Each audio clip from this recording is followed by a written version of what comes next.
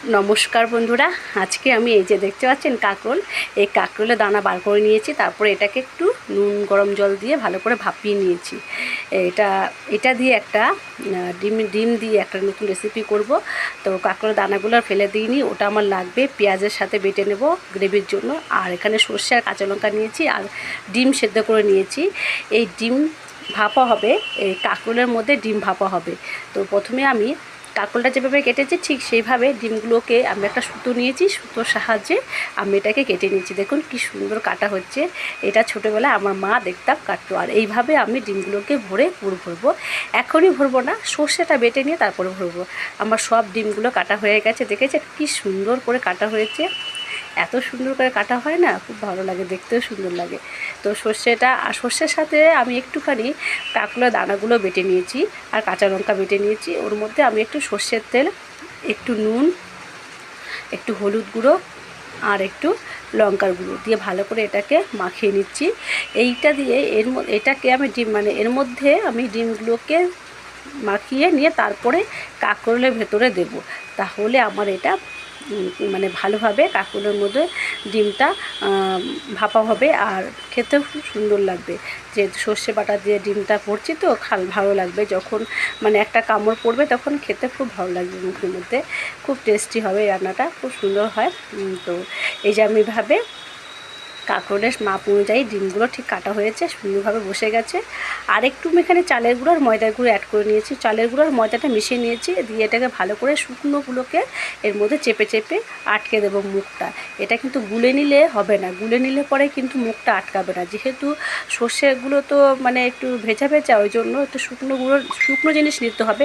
এখানে বেসনে নিলে চলে, কিন্তু আমি এইখানটায় চালের গুঁড়ো ময়দা নিয়েছি। এবার আমি কড়াতে সর্ষের তেল দিয়ে দিয়েছি। তেলটা ভালোভাবে গরম হয়ে গেছে।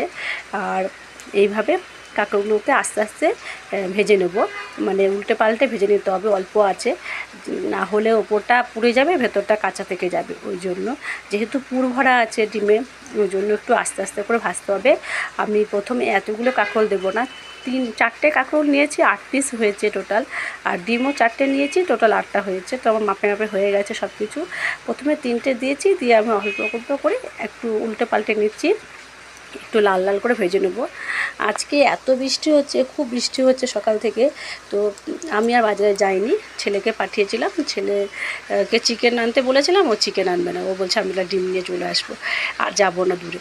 ওই জন্য ডিম নিয়ে চলে এসছে আর কাঁকরোল নিয়ে এসছে। তো কাঁকরোল দিয়ে কী করবো, তা ভাবলাম একটা নতুন রেসিপি করে আপনাদেরকে দেখাচ্ছি। কারণ কাঁকরোল যদি এমনি ভাজা করি ওরা খেতে চায় না, তো ওই জন্য একটু স্পেশালভাবে করলে ভালো লাগে, বাচ্চাদেরও ভালো লাগে।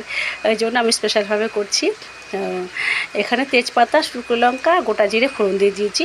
ওই তেলের মধ্যে সব কাঁকরোল আমার ভাজা হয়ে গেছে, তার মধ্যে আমি এটা ফোড়নগুলো দিয়ে দিলাম। আর এইখানে পেঁয়াজ আর কাঁকরোলের দানা কিছুটা ছিল, ওটা ভালো করে মিক্সিতে পেস্ট করে নিয়েছিলাম, ওটা দিয়ে দিলাম। তো ভালো করে এটাকে নাড়তে হবে তেলের মধ্যে, কেননা কাঁকরোলের দানা আছে তো ওটার একটা কাঁচা গন্ধ থাকবে। ওই জন্য ভালোভাবে ভেজে নিতে হবে যতক্ষণ না পর্যন্ত কাঁচা গন্ধটা চলে যাচ্ছে। দানার একটা কাঁচা গন্ধ থাকে, তো ওই জন্য, নাহলে সবজি গন্ধ একটা থাকবে। ওই জন্য এটাকে ভালো করে আমি ভেজে নিচ্ছি তেলের মধ্যে, একটু ভালো করে নাড়াচাড়া করে নেব। আর গ্রেভিতে বেশি কিছু দরকার নেই, কেননা কাঁকরোলের দানা আর পেঁয়াজে অনেকটা গ্রেভি হয়ে গেছে, দেখতেই পাচ্ছেন অনেকটা গ্রেভি হয়ে গেছে। আর এর মধ্যে সামান্য একটু জিরে গুঁড়ো, ধনে গুঁড়ো, লঙ্কার গুঁড়ো দিচ্ছি খাবারের টেস্টের জন্য, ওই জন্য দিয়ে দিচ্ছি। এটাকে ভালো করে এইবার বেশ ভালো করে কষিয়ে নেব এই মশলার সাথে, আর দানাগুলোকে ভালোভাবে কষিয়ে নেব। এবার আমি এর মধ্যে দিয়ে দিলাম কাশ্মীরি লঙ্কার গুঁড়ো। কাশ্মীরি লঙ্কার দিচ্ছি কেননা একটু কালারটা ভালো আসবে, ওই জন্য দিচ্ছি। আর নুনটা দিয়ে দিচ্ছি, কারণ নুনটা প্রথমে দেওয়া হয়নি, ওই জন্য নুন দিয়ে দিচ্ছি, পরিমাণ মতো নুন যতটা লাগবে ওই জন্য দিচ্ছি। দিয়ে ভালো করে এটাকে কষিয়ে নেব এবার মশলাগুলোকে ভালো করে। আমার এটা একটু আস্তে আস্তে কষিয়ে নেব, একটু গ্যাসটা কমিয়ে দিয়ে ভালো করে চাপে চাপে কষাবো, যাতে ভালোভাবে এটা কষে যায়, কেননা অনেকটা গ্রেভি হয়েছে ওই জন্য। তো একটু ভালো করে কষাতে হবে। আমার এটা অনেকটা হয়ে এসছে, এটা মশলা থেকে তেলটা ছাড়াও শুরু করে দিয়েছে। এবার আমি এই পর্যায়ে এর মধ্যে জল দিয়ে দেবো, ঝোলটা দিয়ে দেবো এর মধ্যে। ঝোলটা একটু গরম করে নিলে খুব ভালো হয়, তো গরম করা হয়নি, তো আমি এটা কাঁচা জলটাই দিয়ে দিচ্ছি এর মধ্যে। তো একটুখানি কম হয়েছে, আর একটু ঝোল দিয়ে দেবো, এতটা কম দিলে হবে না, কেননা অনেক কটা বড়া আছে, দেখতেই পেয়েছেন যে অনেক কটা কাঁকরোলের পুর ভরা, মানে ডিমের পুর দেওয়া আছে, ওই জন্য অনেকটাই ঝোল দিয়েছি। এবার ঝোলটা ভালোভাবে ফুটিয়ে নিয়েছি, তারপরে কাঁকরোলগুলো দিয়ে দিচ্ছি। একটুখানি কাঁকরোলগুলো দিয়ে মিনিট 5 মতন ফোটাতে হবে, কেননা নাহলে কাঁকরোলগুলো যতই ভাজা হোক ভাপা হোক একটুখানি কাঁচা থেকে যায়। ওই জন্য এটাকে ভালো করে ঝোলের মধ্যে একটুখানি ফুটিয়ে নেব, 5 মিনিট 5 মতন ফুটিয়ে নেব, তারপরে চাপা দিয়ে একটু ফোটাবো, তারপরে এটাকে নামাবো। তো এটা মিনিট 5 মতন এটাকে ফুটিয়ে নিচ্ছি।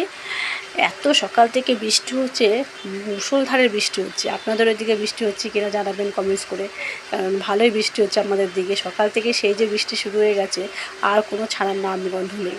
তো আমার এটা ভালোভাবে ফুটে গেছে, আর কাঁকরোলগুলো ভালোভাবে সেদ্ধও হয়ে গেছে। আর একটু গরম মশলা গুঁড়ো দিয়ে একটু চাপা দিয়ে রেখে দেবো, যাতে গরম মশলার ফ্লেভারটা থাকে। ওই জন্য দারুণ সুন্দর গন্ধ বেরিয়েছে। আমার ছেলে তো বলছে বেশ মা চিকেন হয়েছে নাকি। তো হয়ে গেছে পুরো রেডি। কেমন লাগছে বলুন। যদি ভালো লেগে থাকে তাহলে অবশ্যই একটা লাইক, কমেন্টস আর শেয়ার করে দেবেন। আর আপনারাও বাড়িতে এভাবে বানিয়ে খাবেন। সবাই ভালো থাকবেন, সুস্থ থাকবেন, সাবধানে থাকবেন। আর এরকম করে আপনারাও বানিয়ে বাড়িতে খাবেন। দেখুন, দেখেছেন কী সুন্দর ভালোভাবে সেদ্ধ হয়ে গেছে।